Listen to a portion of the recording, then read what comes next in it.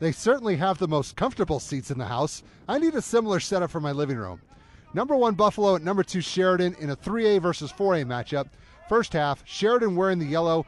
Gabe Domke has himself a pretty strong leg if he can kick the ball nearly 50 yards.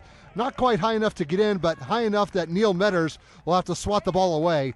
That's what a goalie has to do in those situations sometimes. On the other end, Buffalo trying their own long-range attack. Nice reversal by Cade Myers, and he's got some distance as well, but not enough to get by Cole Smith. Not a bad idea, though. Just got to keep at it sometimes.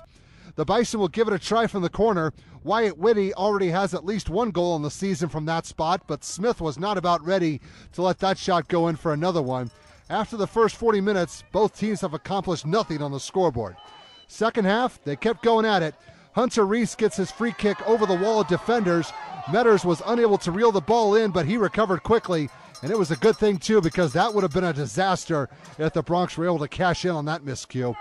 Despite no score yet, the highlights kept coming on both sides. The home team has another chance, but Nate Estes will get rejected by the goalpost. Metters caught a break on that one, and the game played on. Skipping ahead, we've played about 72 minutes, and neither team has been able to find the back of the net. But here's where things started to get interesting. Great ball movement by Reese to get around the defender. Slips one past Metters, hits the far goalpost, and gets the bounce for a score. This game was starting to look like a scoreless tie, but not anymore. The defending 4A state champs would take a 1-0 lead with about 7 minutes left on the clock.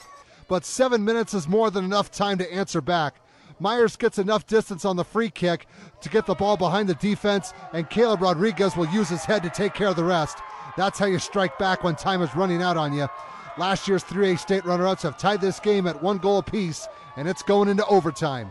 Early on, a questionable situation. Jake Moore's on a breakaway for Sheridan. Metters trying for the save.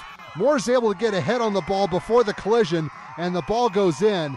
Now, I don't know enough about the rules to give an opinion, but the call was no goal, reckless play on Moore, and a yellow card.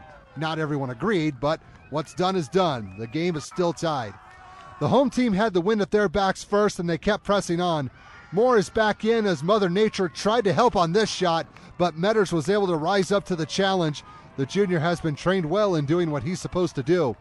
Later, the Bronx with their own corner try. Moore applies just enough distance, and the ball's in the right spot for Scott Brown to connect on the header. You can tell he's been practicing, and it paid off. Sheridan retakes the lead 2-1, but overtime is not sudden death, so we had to keep playing. That last play worked so well, they decided to try something similar. Lucas Wolleman with the setup. Moore will try to finish this time, but Metters was able to react, reach up, and reel that ball back in before any more damage could be done. That save ended up being huge. Now we're in the next 10 minutes, and the Bison now have the wind with them. Not sure who took the free kick, but the ball would squirt out of Smith's hands, and Garrett Monroe was in the right place at the right time to cash in on the open net. It was an interesting game in many ways, but when the final whistle sounded, the final score ended up being a 2-2 sister kiss.